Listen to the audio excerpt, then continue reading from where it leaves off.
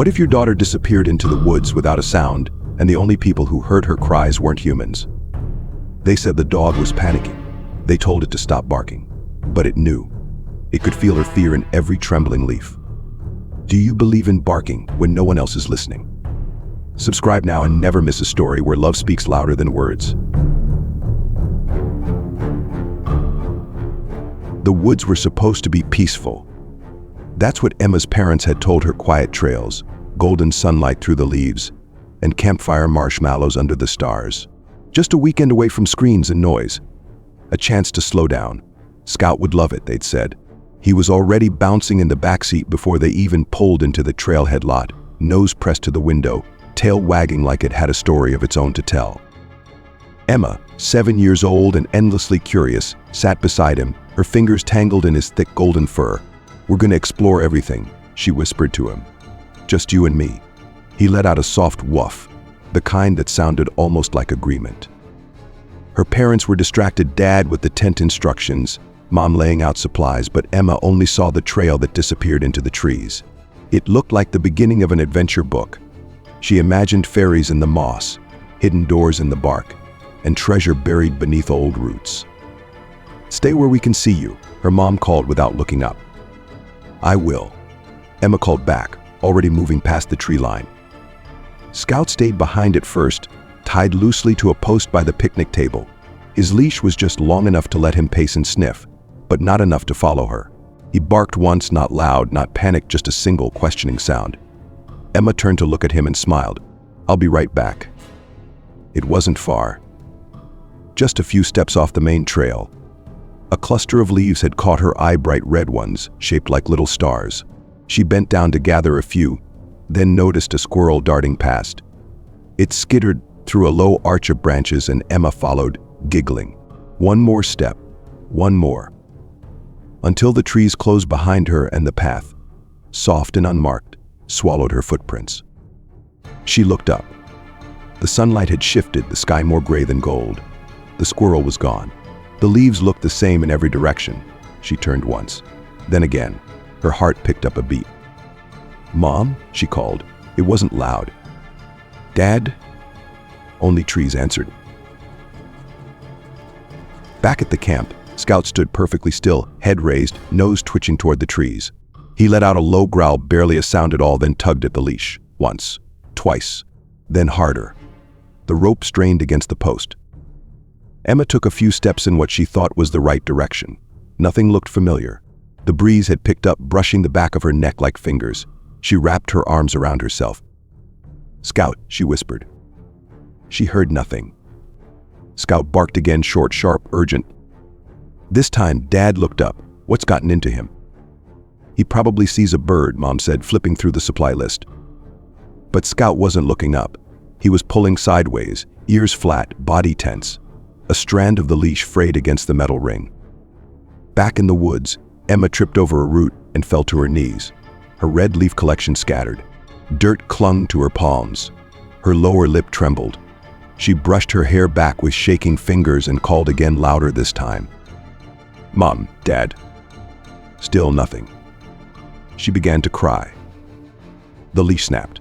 Scout bolted. Dad barely had time to turn before the dog disappeared into the trees. "Scout, hey!" he shouted. "Scout, get back here!" Mom stood up, alarmed now. "Where's Emma?" That's when the panic began. In seconds, their voices rose. They ran to the edge of the forest, shouting her name, hoping to hear laughter, footsteps, anything. But Scout ran deeper, not in circles, not aimlessly. His nose was low, ears rotating, every cell in his body pulled forward by a scent he knew better than his own heartbeat. Emma's. So. He didn't hesitate. The forest didn't feel magical anymore. It felt too quiet, like the trees were holding their breath. Emma wiped her eyes with her sleeve and looked around, trying to find anything familiar, a log, a footprint, a flash of red from their tent. But everything looked the same.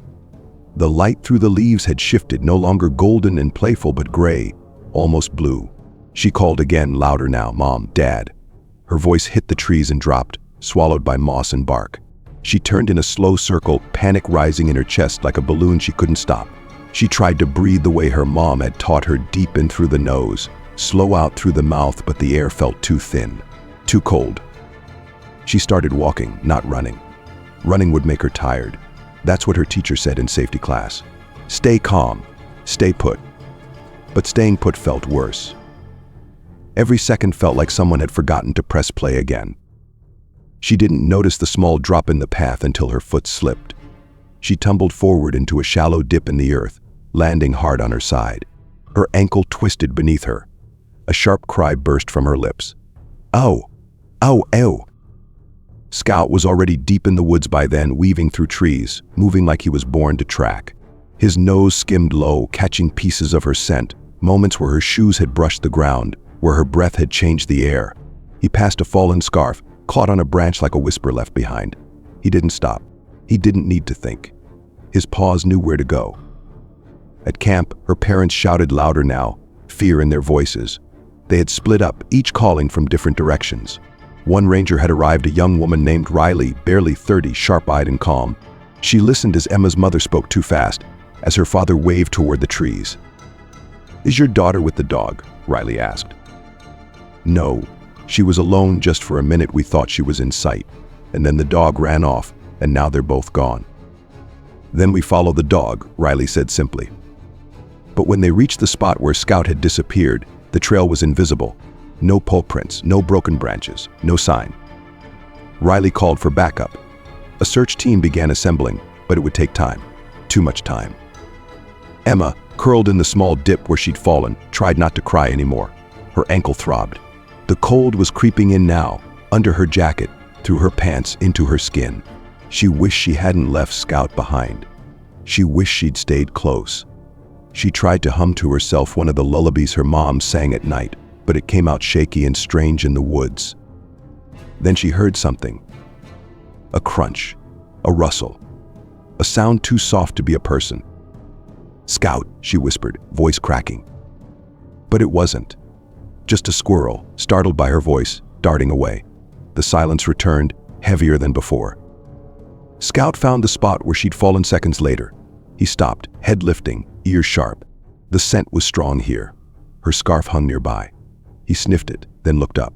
A few feet away, a muddy smudge on the earth. A scuff from his shoe. A small red leaf crushed underfoot. He barked, once, then again. Riley, farther behind now, heard something faint. She turned, holding up a hand. Wait, that came from east.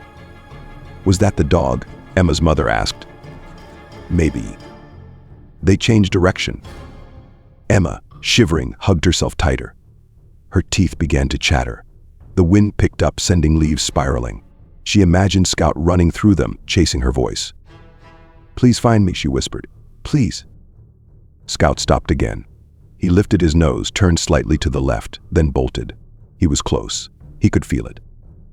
And just ahead, lying curled beneath a low branch, was the girl who had once tied bows in his fur and called him her brave knight. Scout let out a soft, guttural sound, not a bark, not quite a whine, something in between, a sound made of urgency and devotion. Emma blinked. She looked up. "Scout," she breathed. He rushed to her side, sniffing her face, her hands nudging her shoulder gently. She reached out and grabbed onto his neck, burying her face in his fur. "You found me," she said, voice muffled. "You really found me." Scout lay down beside her, wrapping his body around hers as best he could. His warmth sank into her, slowing the trembling just a little. He stayed that way, eyes on the trees, waiting, listening, holding the line until help arrived. Scout didn't move. His body was wrapped protectively around Emma's, but his eyes never rested. Every sound in the forest became something to assess. A bird wing, a snapping twig, wind passing through pine needles, he cataloged them all, searching for what mattered most, footsteps, human ones, the kind that came with help, but none came, not yet. Emma had stopped shaking as much. Her fingers gripped Scout's fur like it was the last thread tying her to the world. "You're warm," she whispered, voice thin. "You're my blanket now." Scout let out a soft huff. He didn't understand her words, but he understood her tone. She was fading, and that wasn't okay. He nudged her gently, as if to say, "Stay awake. Don't let go, not yet." Back at the edge of the forest, the search was stalling. 2 more rangers had arrived, both older and more experienced than Riley. One of them, a tall man with a clipped voice named Dorian, took charge quickly. He held a GPS tracker in one hand and a drone controller in the other. "We'll scan the west side first," he said, pointing toward a clearing. "Most kids move downhill when they're lost." "But we heard a bark from the east side an hour ago," Riley argued. "That bark could have been anything. Coyote echo.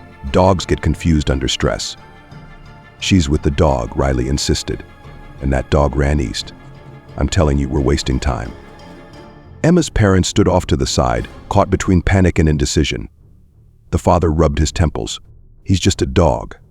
I mean, he's smart, but can we really trust he knows where she is?" Riley turned to them, voice firmer than before. "I've worked with dogs in rescue. I've seen what they can do when they're bonded with someone. They don't guess. They know." The mother clutched her jacket tighter. Scout has never let her out of his sight. He wouldn't run unless he had a reason. Dorian shook his head.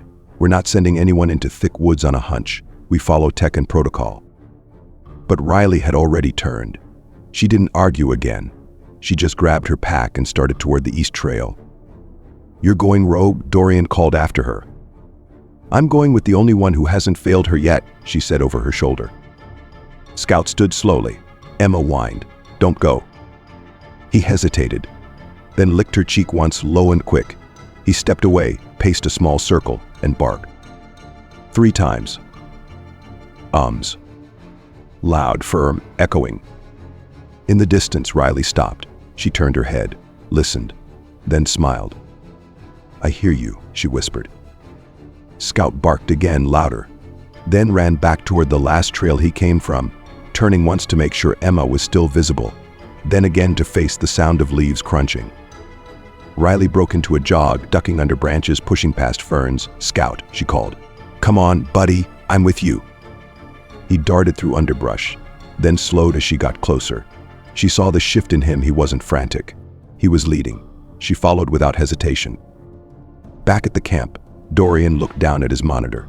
Nothing from the drone. The mother frowned. "How far can those even see under trees?" "Depends on density." "So we could be looking right past her." Dorian didn't answer. Meanwhile, Scout brought Riley straight to the dip in the earth. She saw Emma instantly curled under the branch, eyes half open, her small hand still tangled in Scout's fur. "Oh God," Riley breathed. "Emma." The girl blinked slowly. "Scout found me," she whispered. Riley knelt down, pulled out a thermal blanket, wrapped it around the child. She radioed for medics. "I have the girl.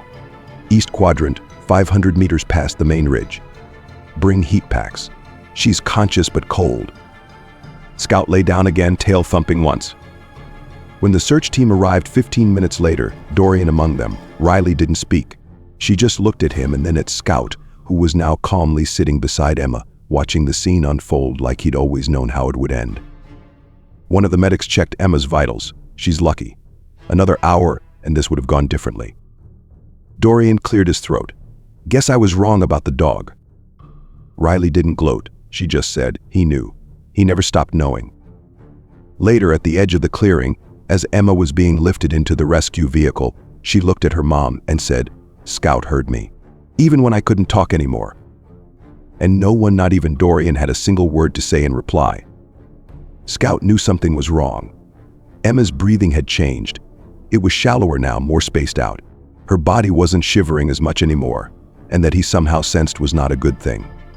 Her small hand still clung to his fur, but her grip had loosened, like a leaf barely holding to its branch. He nosed her cheek gently. No reaction. He licked it. Still no movement. His ears flicked. He stood up, paused, looked around. No one, no sound, no help. Emma had fallen asleep, or something close to it. Her face was pale, her lips slightly bluish. Her body wasn't just cold, it was shutting down. Scout could feel it, though he didn't understand the science. He just knew. He whined softly, then sat beside her, curling back around her body to share his warmth. He lay that way for several long minutes, heart pounding against her shoulder, but he could feel her fading.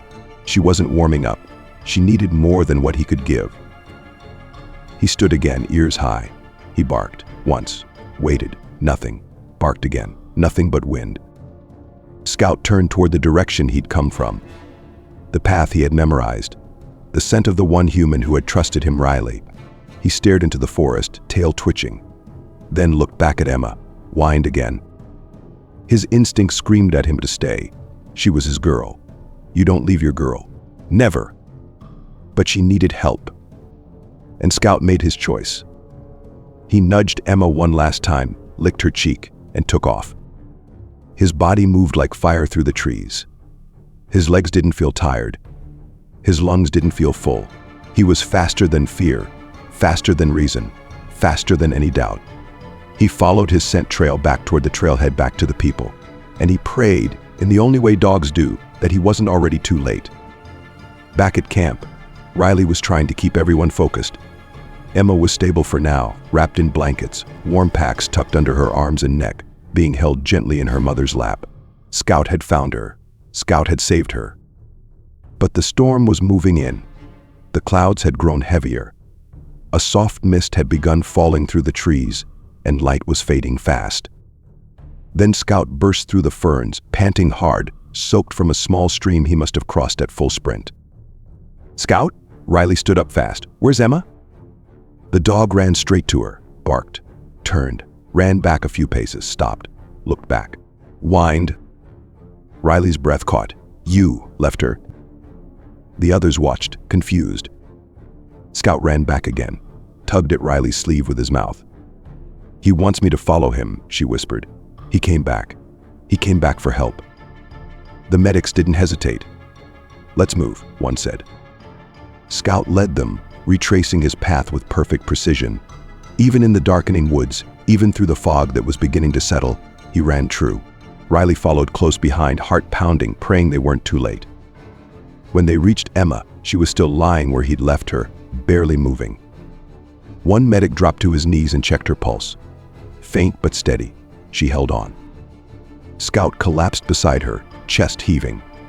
He pressed his body to hers again, as if refusing to move until the last moment. They lifted her gently, wrapped her in a thicker thermal blanket, and carried her out. Back at the trailhead, an ambulance waited. Inside, under the warmth of heating vents and quiet voices, Emma opened her eyes. Her lips moved. Scout?" "He's here," her mom whispered. "He came back for you. Then he came for us." Emma smiled, just barely. "He didn't leave me. Not really." Riley sat back, tears in her eyes. Later that night, one of the medics said, "That dog made a decision. Most humans wouldn't be able to." Another replied, "He left her but not for himself." That's the difference. Scout lay curled up beside Emma's bed in the hospital, his head resting near her feet. Every once in a while, his tail would thump, just once, as if reminding her, "I'm still here. I never left, not really." Scout didn't sleep, not really. He closed his eyes, yes, and his body rested. But he never drifted too far from Emma's side, never stopped listening to the monitors, the footsteps in the hallway, or the shallow breaths coming from the small hospital bed. Every beep of the machines made his ears twitch. Every whisper between nurses made his tail shift. He wasn't guarding.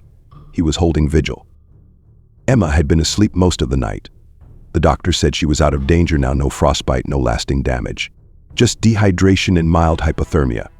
A few more hours and the story could have ended very differently. Her parents hadn't left her room either. Her mother sat curled in the visitor's chair, hands clasped tight together, still wearing the same jacket from the campsite. Her father stood at the window, staring out into the night, face pale. He hadn't spoken much since they arrived. Not because he had nothing to say, but because he didn't trust his voice not to break. It was Riley who finally broke the silence.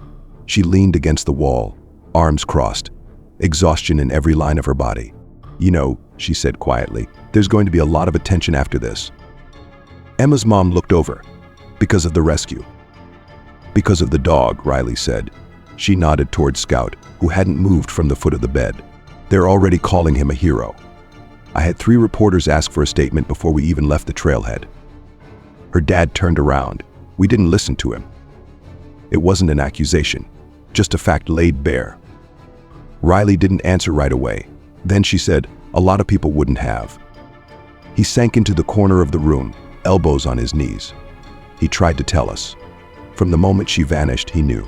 He knew, and we told him to stop barking. We told him to sit. Like he was being bad. Emma's mother reached across and placed her hand on Scout's head. He blinked slowly but didn't lift it, just leaned in. We didn't see what he saw, she whispered, but he saw her, even when we didn't. When Emma woke up later that morning, the first thing she said before asking for water, before asking where she was one soft word. "Scout?" He sat up immediately, trotted to her side, placed his chin on the edge of her blanket. She smiled. "You came back." Her mother smoothed her hair. He never really left.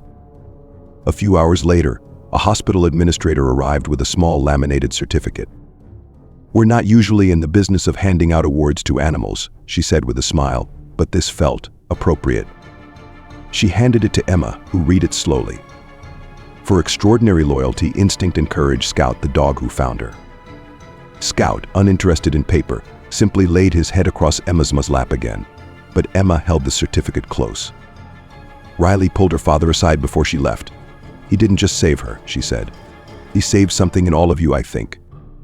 He nodded, eyes wet. He reminded us who we're supposed to be. Outside the hospital, reporters waited. Some asked for photos, others for quotes. Riley gave them only one sentence. "The dog never got lost. He just had to wait for the rest of us to catch up."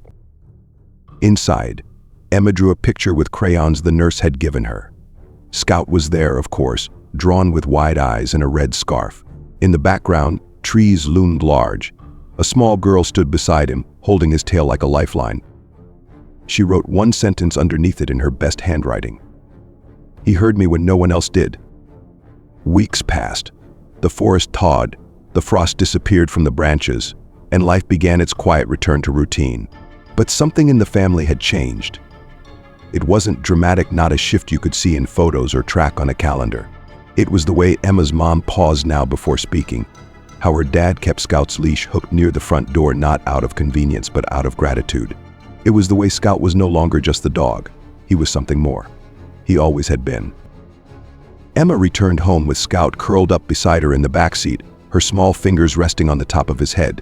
When they pulled into the driveway, the neighborhood came out to greet them. Balloons, signs, hues. Scout handled it with the calm dignity of someone who had never needed attention to feel valuable. There was a ceremony a few days later. Nothing big, just the mayor, a handful of local press, a small crowd in the town square. The mayor held a plaque. To Scout, he read aloud, "Whose loyalty and love found what the world nearly lost." He turned to Emma and knelt beside her. "What would you like to say about your hero?" Emma looked down at Scout, then into the crowd. "He didn't talk," she said, "but he listened. And when I was the quietest I've ever been, he still heard me." Applause rose like a breeze. Scout simply blinked up at her, then leaned against her legs, tail tapping once, gently, like a secret handshake only the two of them knew. The story made its way into a local newspaper, then an animal rescue blog, then a national news website. It was shared by teachers, parents, dog lovers. Some readers wept. Others debated. Where were the parents? Some asked. Why was she alone in the woods? Why do we trust animals more than technology? But others wrote back. Because animals never stop listening. Because love doesn't always come with words. The debate never reached the family's living room. They didn't need to argue about the past. They were too busy living the lesson they had almost learned too late. Emma started drawing again. Only now, nearly every picture had Scout in it. Sometimes he was in a cape. Sometimes he had wings. Once she drew him as a lighthouse, his body standing tall, his eyes casting out beams of light into a forest full of fog. Her parents framed that one. It hung above her bed. Scout grew a little slower in the months that followed. Not older, just more still, more deliberate. He seemed to know he didn't have to prove anything anymore. The girl was safe. His job was done. But he still followed her from room to room, rested beside her during naps, sat beside the door whenever she walked outside. One evening, as the sun dipped behind the trees, Emma sat on the porch steps with Scout beside her. They watched the light fade together. "You know," she said, stroking his ears, "they gave you a medal, but you don't even care." Scout licked her hand once. She smiled. You didn't need a medal, huh? You just needed me to come home. Inside, her mom stood at the window, watching them. She placed her hand over her heart, not out of worry, but reverence. Her husband walked up behind her. You still think about it? Every day, she said, but not like before. Now I just remember what he did when no one else did. He changed us, he said. No, she replied. He reminded us. And outside, under the last light of day, Scout and Emma stayed just like that girl and dog side by side. They didn't say a word. They didn't have to. Because once upon a time, in a forest that forgot how to echo, one dog had listened when the world refused to hear.